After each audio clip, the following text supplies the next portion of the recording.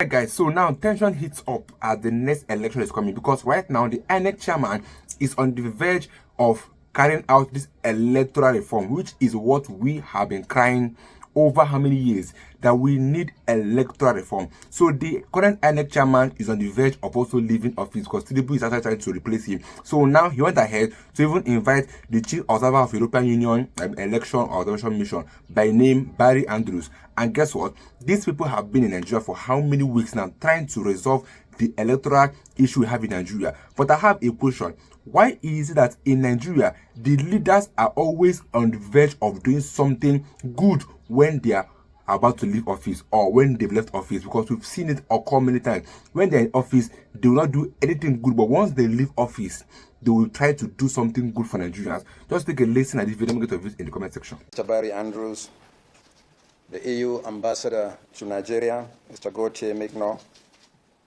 the team lead, and other experts on the follow-up mission, other officials of the European Union delegation to Nigeria, national commissioners of Inec, other senior officials of the Commission, the chairman and members of the Inec Press Corps.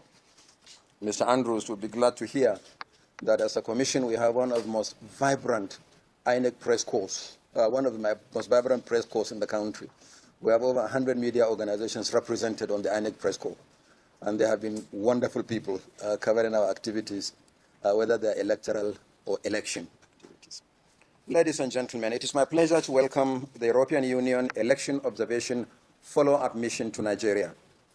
In the tradition of the European Union, the head of the Election Observation Mission also leads the follow-up mission ahead of the next general election, basically to monitor the implementation of the EU recommendations halfway between the last and the forthcoming general election. This is the third time that the present Commission is receiving such a mission.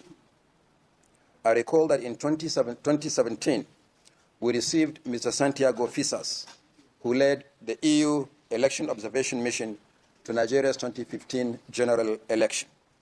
Similarly, in 2022, we hosted Maria Arena, who led the EU Election Observation Mission to Nigeria in 2019.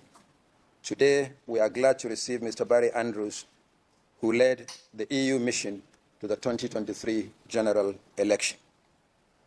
In 2019, the EU Election Observation Mission made 30 recommendations, out of which 11 were specifically addressed to Inec. 3 of them were classified as priority recommendations, while 8 were considered as general recommendations. By comparison, your 2023 report made 23 recommendations, out of which 8, that is 34.8%, require action by Inec, of which only 1 recommendation is listed as priority.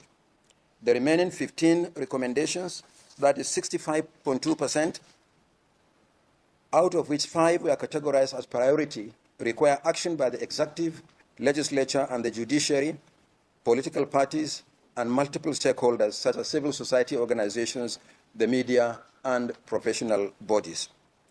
The Commission has carefully considered all the 8 recommendations specifically addressed to us in your report. Action has been taken on aspects of the recommendations that only require administrative action to implement. Similarly, action is being taken on cross-cutting recommendations that require collective action between Inec and other bodies and stakeholders, while waiting for the conclusion of the ongoing legal review by the National Assembly on the recommendations that require legislative intervention. To this end, the Commission has prepared a detailed response to each of the 8 direct observations, which we shared with you at this meeting. If time permits later, when we go into the working session, we can go over each of the recommendations as suggested by Mr. Andrews. I must add that your recommendations, along with similar reports from other national and international election observers, were the subject of wide-ranging consultations with critical institutions and stakeholders during our own review of the 2023 general election. The review report contains 142 recommendations for electoral reform. In addition, the Commission has published our main 2023 general election report over a year ago. The main report for the election, as well as our review reports, are already available from our website. As you are aware, election is a process governed by law. Many of your recommendations require the review of our electoral laws or the Constitution of Nigeria. For this reason, the Commission has interfaced with our National Assembly, including a retreat with the Joint Committee on Electoral Matters, the Senate and the House committees, way back in April in Lagos. On this note, I would like to appeal to the National Assembly for an expeditious consideration of the electoral reform proposal. An early passage of the law is critical to our planning for elections.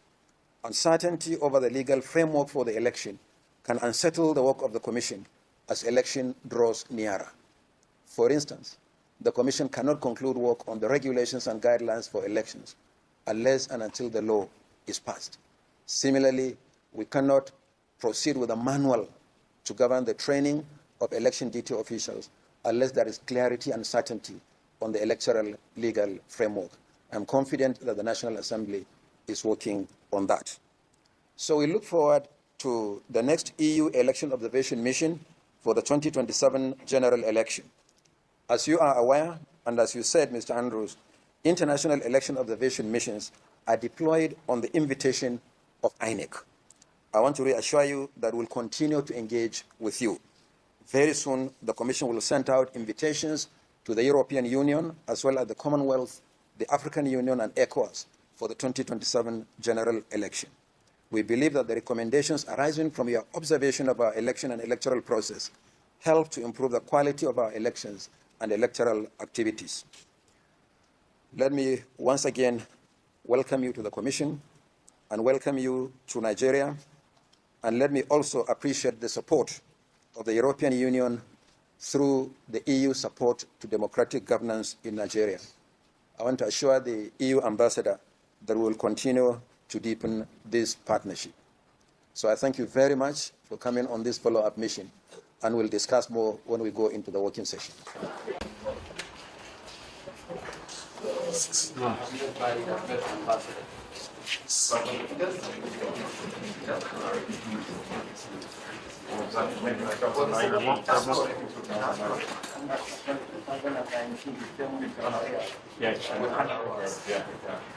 How is she? Oh, she's very well. I think I own a brown restaurant in Oxford. She's still in Oxford.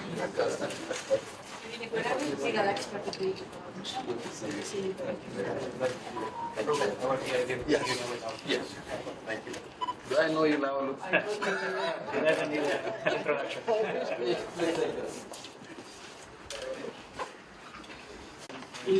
Mission. His Excellency, the EU Ambassador to Nigeria. Good morning. Good morning to everybody. Honourable Professor, Honourable Commissioners, Ambassador, colleagues from the European Union and friends, and ladies and gentlemen of the media. It's a huge honour to be back in Nigeria. I was appointed the Chief Observer for the European Election Observation Mission by the High Representative Vice President Borrell in 2023, following an invitation from Inec to the European Union to establish an election observation mission for the 2023 general election. And in terms of scale, of not just financial but personnel, it was one of the largest ever European Union election observation missions, which I think reflects the importance of the relationship between the European Union and Nigeria, but also the importance of Nigeria, not just in the region, but internationally. And we were very much delighted to take up the invitation for the 2023 general election, having done so at every general election since 1999. So we're really delighted to have taken up that invitation. So now we are following up which is the traditional pattern for election observation.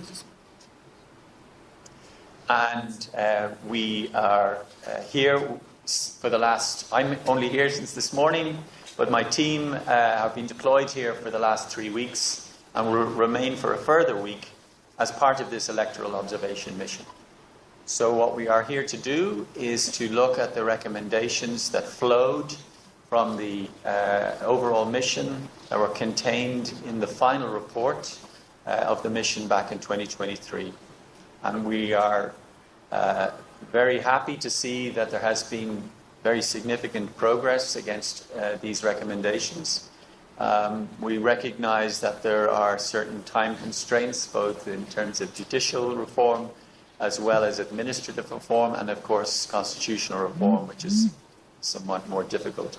But we are making all of these recommendations against international standards that the EU, that Nigeria, that most countries have signed up to. And so we are part of an overall international election observation ecosystem that has really served to buttress democracy, to support democracy, not just here in Nigeria, not just in Africa, but across the world and in Europe as well. And I'm happy to say, as an Irishman, we've had Nigerian election observation teams in Ireland for our presidential election, and we welcome them, we warmly welcome them and their constructive observations.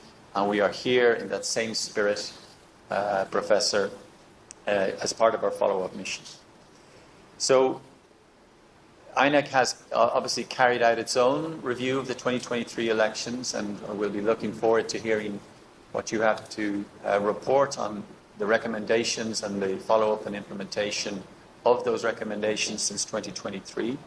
There are specific areas that require legislative action that I've referred to in my opening comments, and we'd be delighted as a team to hear from you about what progress has been made and what concerns you have about obstacles in the future, and particularly around constitutional change, which is obviously a little bit more difficult. There have been off-cycle governorship elections in the meantime since 2023, so we'd be keen to hear what changes were applied for those elections. And again, just to hear from you about what steps have been taken and can be taken to improve transparency around the publication of results, which is a part of our recommendations.